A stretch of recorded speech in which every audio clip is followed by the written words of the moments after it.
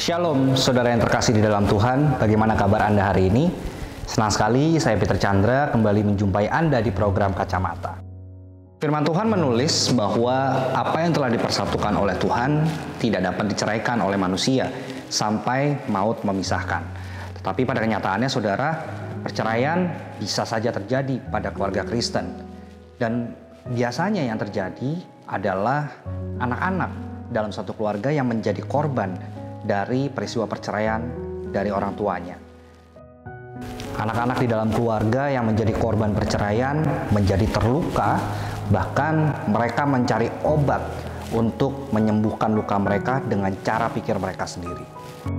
Lalu bagaimana sebagai anak-anak kita harus menyikapi peristiwa perceraian yang terjadi kepada orang tua dalam sebuah keluarga? Saudara, saya akan ajak Anda untuk memahami pesan firman Tuhan berikut ini yang akan disampaikan oleh Pastor Franky Kuncoro hanya di program Kacamata. Aku masih punya Tuhan, punya pengharapan. Aku tetap beriman, Tuhanku, Yesus kekuatanku, Yesus kekuatanku. Aku masih punya Tuhan. Aku masih punya Tuhan, punya pengharapan. Aku tetap beriman, Tuhanku, Yesus kekuatanku, Yesus kekuatanku. Aku masih punya Tuhan. Aku tetap percaya, tetap percaya, Kau pembuat mujizat di hidupku. Aku tetap percaya, tetap percaya, takkan ku takut, Kau besertaku.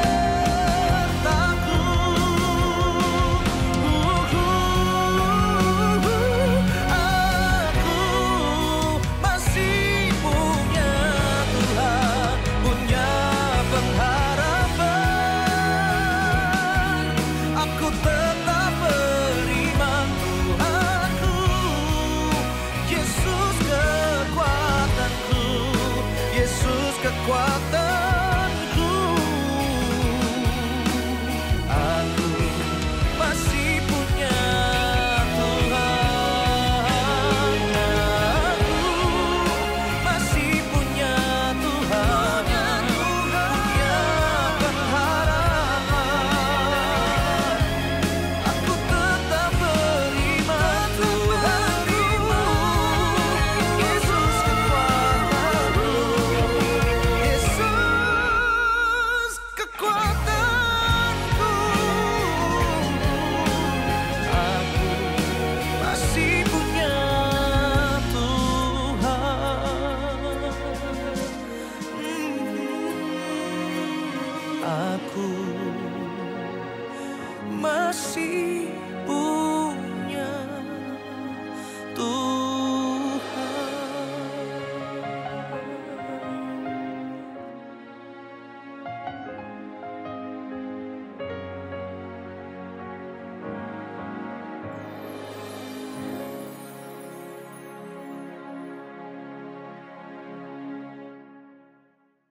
Hari ini bisa jadi kita nggak lihat, tetapi percayalah Tuhan itu baik. Karena apa? Tuhan cuma bisa melakukan yang baik di hidupmu. Tuhan bisa mengubah apa yang tidak baik menjadi baik. Dan percaya, kalau kau menyerahkan hidupmu di tangan Tuhan, masa depanmu di tangan Tuhan, apapun yang Tuhan kerjakan yang kelihatannya nggak baik hari ini, Tuhan bisa ubah semuanya jadi kebaikan. Karena Dia Tuhan yang baik.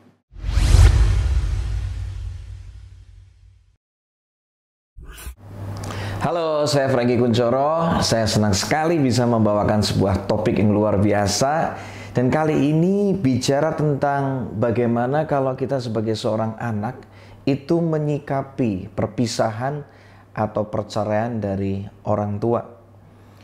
Perceraian itu sesuatu yang dilarang, bahkan dibenci sama Tuhan. Karena apa?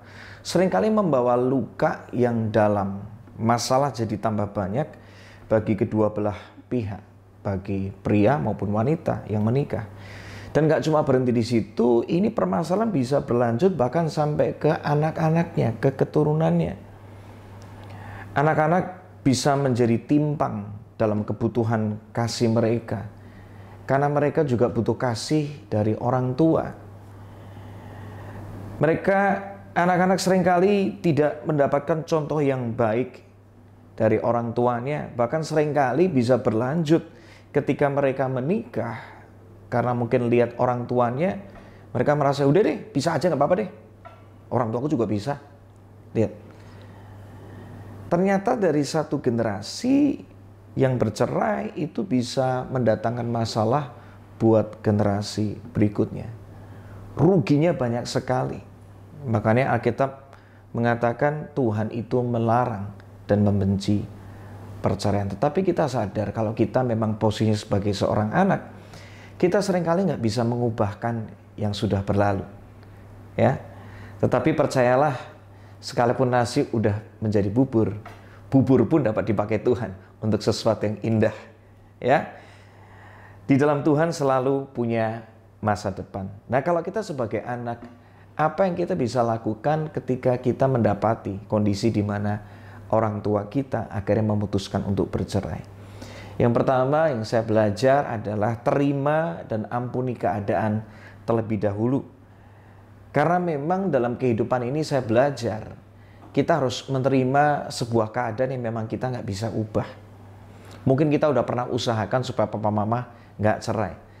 Tetapi ujungnya belum tentu seperti yang kita mau, kita udah melakukan yang terbaik. Terimalah keadaannya dulu. Ampuni keadaan itu dulu. Ampuni orang tuamu dulu. Karena mereka melakukan seperti itu. Tetapi yang saya belajar, ketika engkau menerima, tangkap satu hal ini.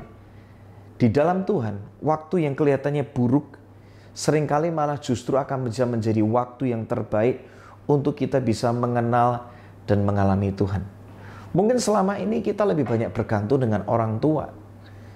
Tetapi momen di mana kejadian yang gak enak seperti itu datang dalam kehidupan kita, bisa jadi itu akan menjadi momentum terbaik untuk kita bisa mengalami kasih-Nya Tuhan yang melebihi segala-galanya. Saya belajar juga seringkali justru di dalam badai, saya baru kenal ternyata Tuhan itu bisa menenangkan badai. Itu yang luar biasa tentang Tuhan. Dan percayalah namanya badai, dalam kehidupan itu gak pernah selama-lamanya. Ketika kau menerima, mengampuni keadaan, dan kau berusaha untuk move on dari kondisi yang ada, percayalah sesuatu yang jauh lebih baik akan menanti di depan kita. Izinkan Tuhan untuk menata langkah hidupmu juga. Dengan kau menerima keadaan, sebenarnya kau sedang memperkatakan, Tuhan, aku percaya apapun keadaanku, aku percaya Tuhan punya sesuatu yang lebih baik, yang mungkin hari ini aku nggak lihat, tetapi aku percaya ke depan engkau menata langkah hidupku jadi indah. Jadi yang pertama, ketika orang tua Anda bercerai, terima aja dulu. Ampuni keadaannya. Dan percaya bahwa Tuhan bisa membuat semuanya jadi indah di depan nanti. Yang kedua, ketika kita mengalami namanya perceraian orang tua, percayalah yang kedua, percaya bahwa Tuhan tetap memelihara dan tidak akan pernah meninggalkan kita. Mazmur 27 ayat 10 mengatakan, sekalipun ayahku dan ibuku meninggalkan aku, namun Tuhan menyambut aku. Kata menyambut itu artinya menerima. Dalam terjemahan yang lain dipakai kata memelihara. Ini perkataannya Daud. Daud itu anak yang tertolak. Kalau kita tahu kisah tentang Daud, bagaimana ketika Daud itu mau diurapi menjadi seorang raja, dia itu tidak dianggap, dia itu ditolak. Dia nggak dipanggil sama ayahnya. Bayangkan, seorang ayah yang harusnya itu memberikan kesempatan bagi semua anaknya. Cuma satu anak yang tidak menerima kesempatan itu, yaitu Daud.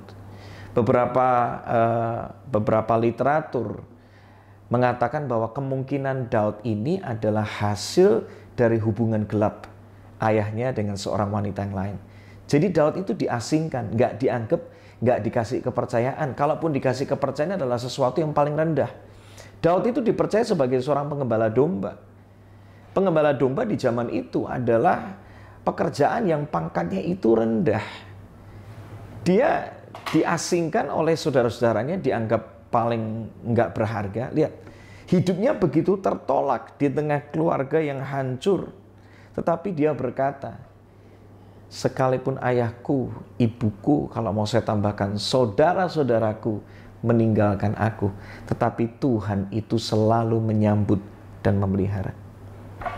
Yang kedua, kalau engkau menyikapi tentang percayaan orang tuamu, percaya satu hal. Ketika engkau benar-benar hidup sungguh-sungguh dalam Tuhan, tangkap ini, Tuhan tidak akan pernah meninggalkanmu. Tuhan akan memelihara Anda. Percaya, Tuhan akan menyambut Anda, menerima Anda apa adanya. Alkitab mengatakan bahwa Tuhan itu memanggil dirinya adalah Bapa yang kekal. Artinya apa? Sekali dia Bapa, selama-lamanya dia akan menjadi Bapa buat Anda. Bapa itu artinya apa sih? Dalam bahasa Inggris dikatakan apa? Father. Tapi dalam bahasa aslinya dipakai kata pater.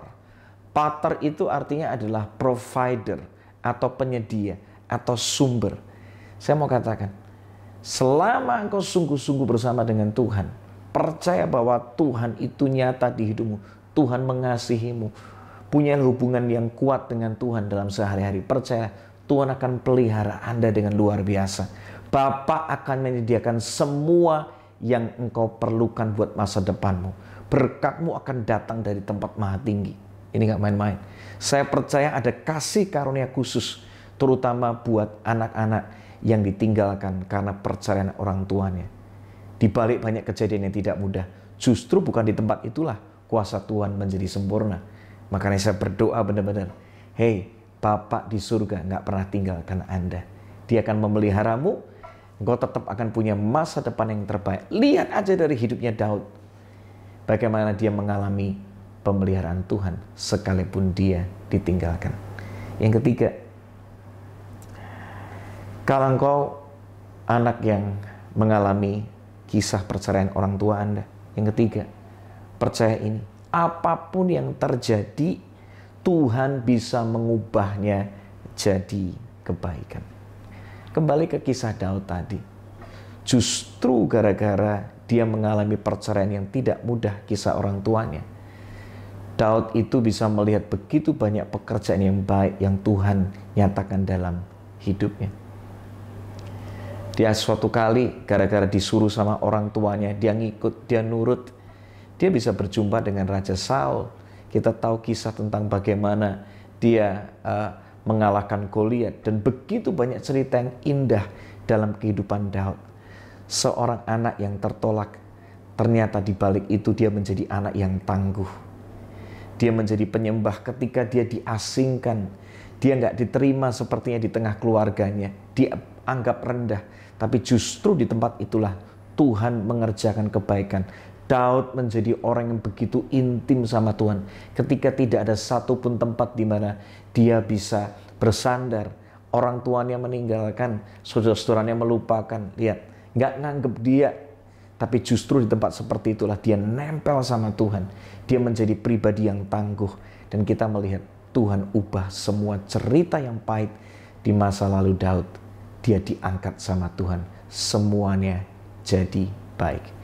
Hari ini bisa jadi kita nggak lihat, tetapi percayalah Tuhan itu baik. Karena apa? Tuhan cuma bisa melakukan yang baik di hidupmu. Tuhan bisa mengubah apa yang tidak baik menjadi baik. Dan percaya, kalau kau menyerahkan hidupmu di tangan Tuhan, masa depanmu di tangan Tuhan, apapun yang Tuhan kerjakan yang kelihatannya nggak baik hari ini, Tuhan bisa ubah semuanya jadi kebaikan. Karena Dia Tuhan yang baik. Jadi hari ini, kalau engkau ngalamin kondisi yang gak mudah karena orang tuamu bercerai, hei, di dalam Tuhan ada harapan. Karena apa?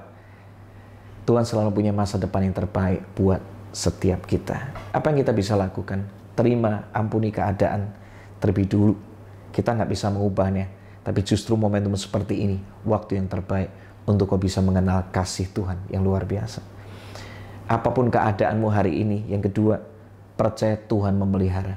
Tuhan selalu menyambutmu dan tidak pernah meninggal kamu. Kau nggak pernah sendirian karena ada kasih Tuhan yang selalu ada di hidupmu.